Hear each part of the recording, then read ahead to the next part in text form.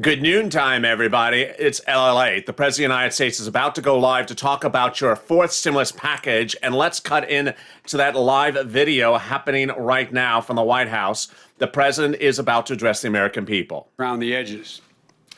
It's a once-in-a-generation investment in America. Unlike anything we've done since we built the interstate highway system and won the space race decades ago. It's the single largest investment in American jobs since World War II. And it's a plan that puts millions of Americans to work to fix what's broken in our country. Tens of thousands of miles of roads and highways, thousands of bridges in desperate need of repair. But it also is a blueprint for infrastructure needed for tomorrow, not just yesterday, tomorrow. For American jobs, for American competitiveness. Last week, I said that once Congress is back from recess, I'd get to work right away because we have no time to lose. So here we are. Democrats and Republicans will have ideas about what they like and what they don't like about our plan. That's a good thing. That's the American way. That's the way democracy works. Debate is welcome. Compromise is inevitable. Changes are certain. In the next few weeks, the Vice President and I will be meeting with Republicans and Democrats to hear from everyone. And we'll be listening. We'll be open to good ideas and good faith negotiations. But here's what we won't be open to. We will not be open to doing nothing. Inaction simply is not an option. Now, since I announced this plan, I've heard from my Republican friends say that many of them say it's too big. They say, why not focus on traditional infrastructure? Fix what we've already got, the roads and the highways that exist and the bridges. I'm happy to have that debate, but I want to tell you my view. We are America. We don't just fix for today.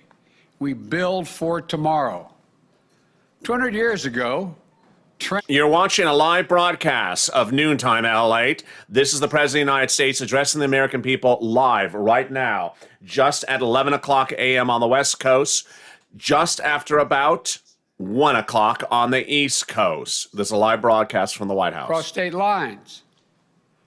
The idea of infrastructure has always evolved to meet the aspirations of the American people and their needs. And it's evolving again today. We need to start seeing infrastructure through its effect on the lives of working people in America. What is the foundation today that they need to carve out their place in the middle class, to make it, to live, to go to work, to raise their families with dignity, to ensure that good jobs will be there for their kids, no matter who they are or what zip code they live in? That's what infrastructure means in the 21st century. It still depends on roads and bridges, ports and airports, rail and mass transit. But it also depends on having reliable, high-speed internet in every home. Because today's high-speed internet is infrastructure. It depends on the electric grid, a grid that won't collapse in a winter storm or be compromised by hackers at home or abroad. It depends on investing in made-in-America goods from every American community, including those that have historically been left out: Black, Latino, Asian American, Native Americans, rural communities. Talk to folks around the country about what really makes up the foundation of a good economy. Ask a teacher or a child care worker if having clean drinking water, non-contaminated drinking water in our schools and our child care centers is part of that foundation. When we know that the lead in our pipes slows a child's development when they drink that water. Ask the entrepreneur whose small business was destroyed by the second 100-year flood in the last 10 years in Iowa. Or wildfires in the West that burned 5 million acres last year, an area roughly the size of the entire state of New Jersey. More fires than ever. or the devastating damage seen more frequent and more intense hurricanes and storms on the East and Gulf coasts. Ask all those farmers and small business owners and homeowners whether investing in clean energy to fight the effects of climate change is part of infrastructure. Ask folks in rural America, where more than 35% of the people lack a reliable, high-speed internet, limiting their ability to conduct business or engage in remote learning for their schools. Ask them whether investing in internet access will lead to better jobs in town, new markets for farmers, and better opportunities for their kids. And I'm serious about this. Ask the moms and dads in the sandwich generation, the folks carrying enormous personal and financial strains trying to raise their children and care for their parents, their elderly parents, or members of their families with a disability. Ask them what sort of infrastructure they need to build a little better life, to be able to breathe a little bit. It's expanded services for seniors. It's home care workers who go in and cook their meal, help them get around and live independently in their home, allowing them to stay in their homes, and I might add, saving Medicaid hundreds of millions of dollars in the process. It's better wages and benefits and opportunities for caregivers who are disproportionately women, women of color, and immigrants. Or ask our wounded warriors and military families. You're watching a live broadcast direct from the White House right this afternoon of the President of the United States addressing the American people about the fourth stimulus package. The president is really trying to sell this package as there's a major pushback from not just Democrats, but also Republicans. And this is the latest push by the president nearly twice per day now about the fourth stimulus package. Let's listen in. My daughter makes that call to the VA hospital. Dad needs help. We have to bring him in. And they hear, you have to wait. We don't have room now. Come back. Call me back in 8 days, 10 days, 12 days. Look at the more suicides in the military than people getting shot. Is it really your position, my friends, that our veterans don't deserve the most modern facilities that could catch that cancer diagnosis quicker with access to better roads, cleaner water, high-speed internet that delivers information faster and more of it?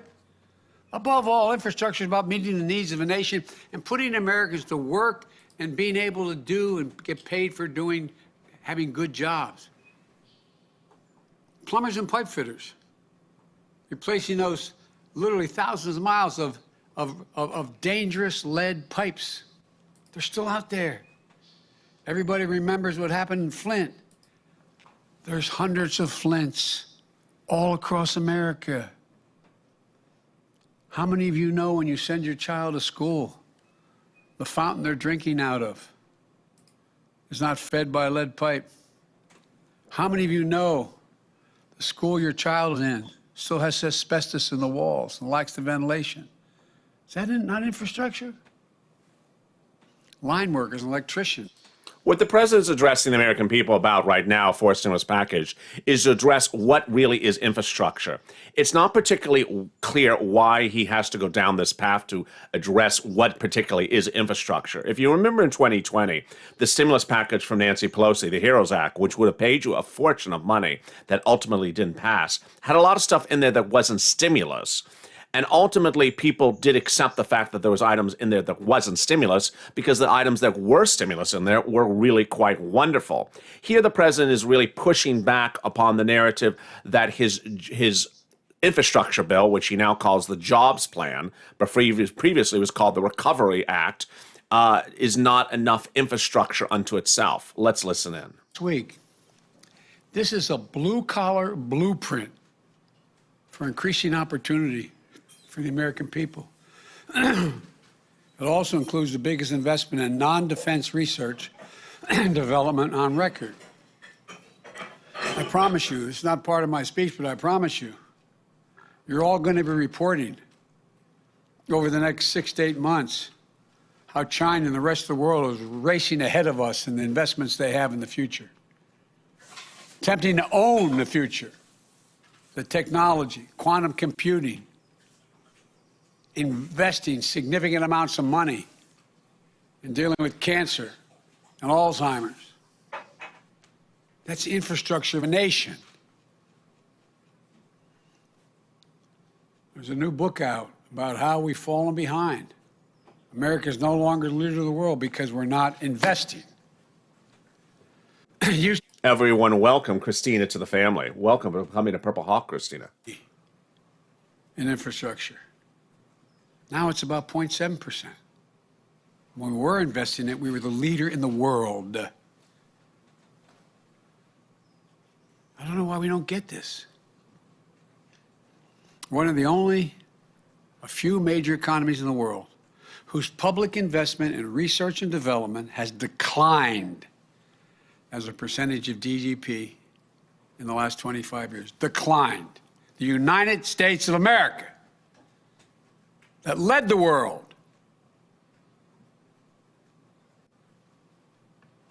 Why does this matter?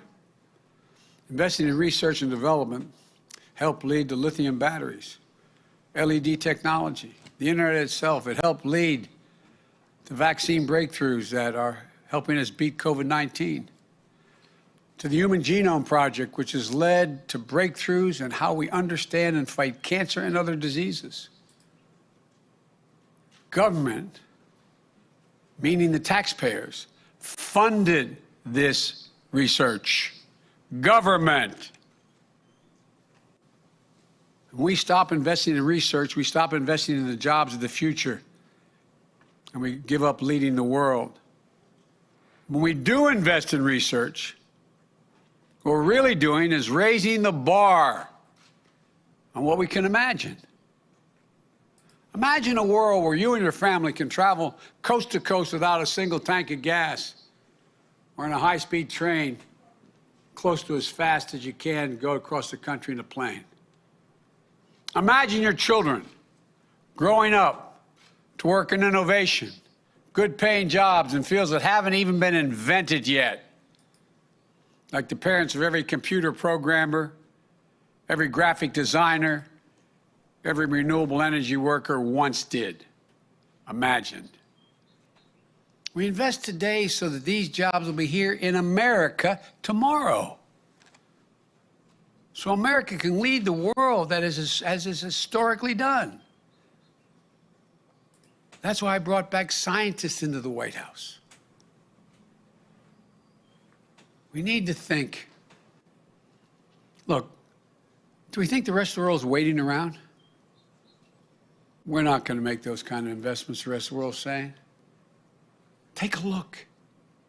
Do you think China is waiting around to invest in this digital infrastructure or in research and development? I promise you, they are not waiting.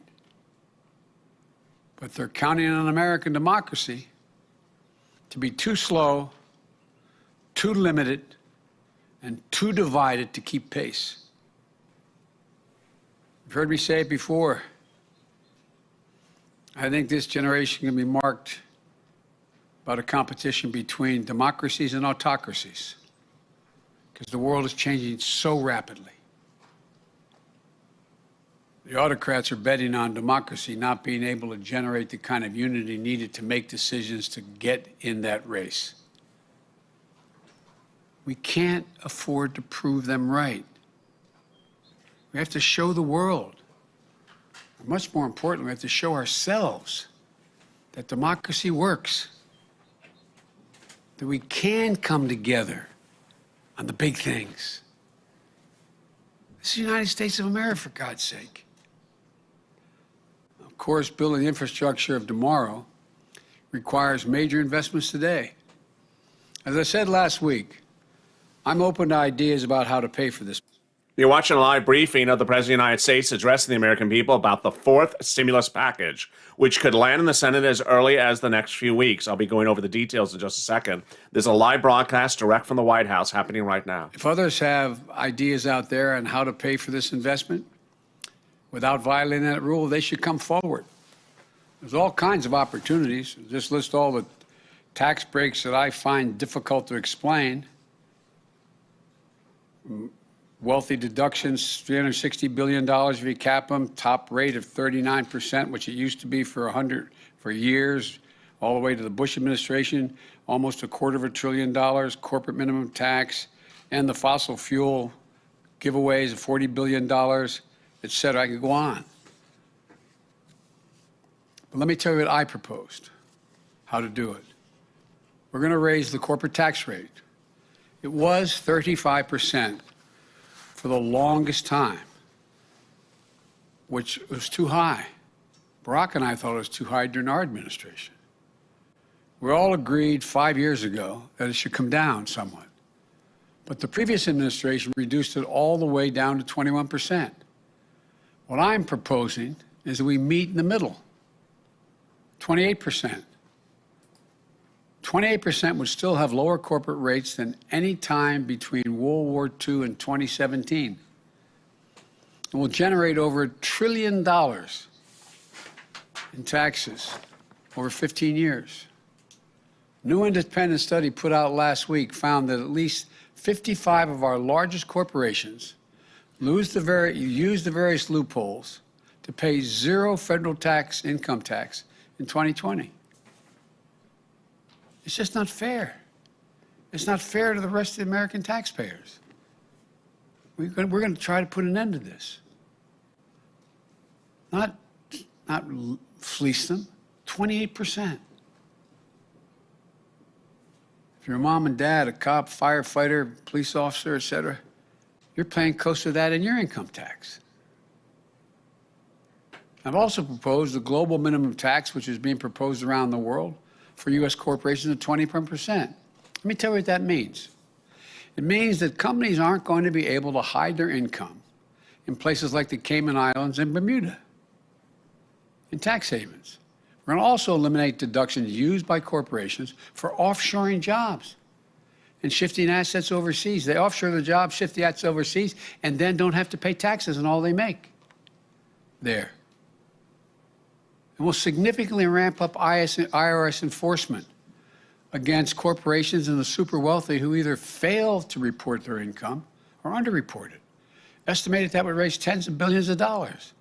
It adds up to more than what I proposed in just 15 years. It's honest, it's fair, it's fiscally responsible, and it pays for what we need and reduces the debt over the long haul. And by the way, I didn't hear any of our friends who are criticizing this plan say that the corporate tax cut, which added $2 trillion of the debt, the Trump tax cut, $1.9 trillion in debt, wasn't paid for, the vast majority of which went to the top 1% of the wage earners.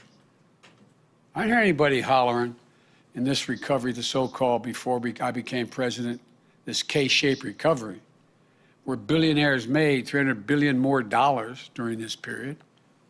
Where's the outrage there? I'm not trying to punish anybody, but damn it. Maybe it's because I come from a middle-class neighborhood. I'm sick and tired of ordinary people being fleeced. Let me close by saying this. Whatever partisan divisions there are around other issues, there don't have to be around this one. The divisions of the moment shouldn't stop us from doing the right thing for the future. These aren't Republican bridges, Democratic airports, Republican hospitals, or Democratic power grid. Think of the Transcontinental Railroad, interstate highway system, or the space race. We're one nation, united and connected. As I said last week, I'm going to bring Republicans to the White House. I invite them to come. We'll have good faith negotiations. And any Republican who wants to get this done, I invite them. We have to get these things done. We're at an inflection point in American democracy. This is a moment where we prove whether or not democracy can deliver, whether it can lay the foundation for an economy built from the bottom up and the middle out, not trickle-down economics from the very top, whether it can lay a good foundation for good jobs in the 21st century economy. I tell the kids, the young people who work for me, told my kids, when I go on college campuses, they're going to see more change in the next 10 years than we've seen in the last 50 years. We're going to talk about commercial aircraft flying at subsonic speeds, supersonic speeds. Be able to figuratively, if we decided to do it, traverse the world in about an hour, travel 21,000 miles an hour. So much is changing. We have got to lead it. I believe democracy can come through when the American people come together. We saw it in the American Rescue Plan. We're seeing it with the Jobs Plan. The American Rescue Plan, which got so badly criticized, how many of my Republican colleagues you've seen gone on your stations or your newspapers and say, boy, people in my state really like it? Because it would be improper, I haven't asked permission. The number of Republicans and Democrats who were hesitant have called me saying, God, this really works. Overwhelming majority of the American people, Democrats, Republicans, Independents, support infrastructure investments that meets the moment. So I urge the Congress, listen to your constituents, and together we can lay a foundation for an economy that works for everyone and allows America to remain the world leader. When we do that, I believe, as I said last week, that in 50 years from now, when people look back, they'll say, this was the moment together that we won America's future. I really believe that. Thank you all. May God bless you and may God protect our troops. Thank you. Mr. President, are you willing to go lower than the 28% corporate tax rate? I'm willing to listen to that. I'm wide open to, but we got to pay for this. We got to pay. There's many other ways we can do it, but I'm willing to negotiate that. I've come forward the best, most rational way, in my view, the fairest way to pay for it. But there are many other ways as well, and I'm open. Will you have failed on your promise of bipartisanship if you don't get Republicans on board with this plan, your first plan passed along party lines? Look, what I said was I would try to work with my friends on the other side. There are things we're working on together, some of which we pass and some we will pass. But the last plan, I laid out what was available, what I was suggesting, and how I deal with it. And a bipartisan group came to see me. And then the Republican group came to see me. And they started off at $600 billion, and that was it. If they'd come forward with a plan that did the bulk of it, it was $1.3 billion or $4, 2 or 3, that allowed me to have pieces of all that was in there, I would have been prepared to compromise. But they didn't. They didn't move an inch. Not an inch. But for example, I am dealing with a bipartisan group that came to see me. Now it's about, 3-4 weeks ago when they came about computer chips and they said, look, we have to have our own supply. We have to work together. We're working on that. Chuck Schumer and I think McConnell are about to introduce a bill along those lines. So I'm prepared to work. I really am. But to automatically say that the only thing that's infrastructure is a highway, a bridge, or whatever, that's just not rational. It really isn't. I think the vast majority of Americans think everything from the sewer pipes to the sewer facilities to the water pipes, I think they're infrastructure. Anyway, thank you all so very much. Thank you for joining me for a live broadcast of the President of the United States addressing the American people about the fourth stimulus package. I saw your incredible questions when you actually wrote the questions, as opposed to that one person that wouldn't write the question. asked me to guess what the question was. I saw your incredible questions during the commercial break. Deandra and another person asked, when would this fourth stimulus package get in the Senate? It's a big question, huge question. How fast could the stimulus checks get out? What about SSI and SSDI? Would they be included in this fourth stimulus? And who do we tag? Those are among the great questions that people are asking across the board. People are also asking, what do I do if I'm missing a stimulus check for the third stimulus package? Let me start with that. The third stimulus package, the third stimulus check landed today. $1,400 third stimulus check landed today. If you did not receive the stimulus check yet today and you're on the West Coast, boy, you got 6 more hours. So don't worry. They can deliver that direct deposit anytime during banking hours where you are. Banking hours are about to 5 o'clock local time in the afternoon where you are. This is what you need to know, is that if you don't see it post by direct deposit by the end of today, wait till tomorrow as well. If that check is still missing for direct deposit, wait till the end of tomorrow. Then also check the mail every day. 50% of the viewers of this channel may see that stimulus check land by direct deposit by mail check when you are not expecting a mail check. Then a viewer was asking about how to request missing stimulus checks. This is whether you're a household of 4 and you're missing one of the 4 checks, or you're missing the first check, or you're missing this check. IRS has given us advisory how to request missing first and second stimulus checks is by filing a tax return to request the missing stimulus check. One of the viewers said, how do you do it for free? It's free to file a tax return. It's a piece of paper. You can get it from irs.gov. There are PDFs that give you instructions that IRS provides on the irs.gov website on preparing a tax return. Also, there's a lot of wonderful online websites that provide free guidance on filling a tax return. Ultimately, there's only one line that is at issue. One line for requesting a stimulus check. You just have to get that one line correct. And then your name and address are the big issues if that's all that you're using the tax return for. And as to the missing third stimulus check, whether it's yours or a member of the household, wait for guidance because that guidance is still coming in. Then finally, I've actually had nearly a dozen viewers get an extra stimulus check today. They said, I don't know what to do with that missing stimulus check. I don't know what to do with it either yet. If you got an extra stimulus check, really surprising. Then for those mail checks, if you are a mail check person, don't worry, it's late. March 26th checks at about 10 days. The April 2nd to 5th checks at about 10 days. And then finally, the April 9th checks at about 10 days as well. Let me cut now to fourth stimulus. A lot of viewers were asking when, how, where, and similar questions like that. All great questions. This is what you need to know. On Monday, first let's say how. How? Reconciliation. You only want this bill to go by reconciliation. Now, you and I obviously know that this channel loves bipartisanship.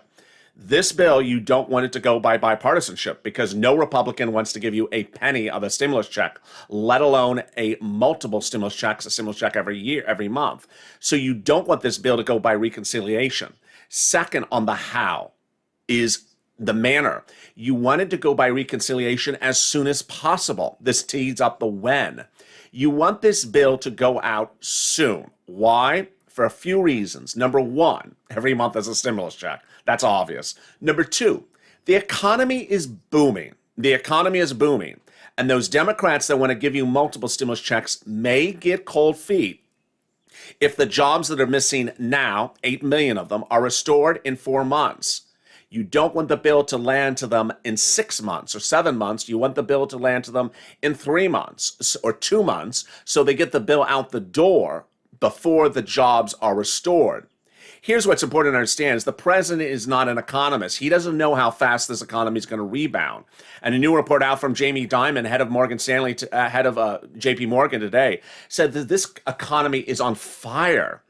I have the little doubt that with excess savings, new stimulus savings and huge deficit spending, more Q&E and a new potential infrastructure bill, a successful vaccine and euphoria around the pandemic, the U.S. economy will likely boom. This boom can literally continue into 2023.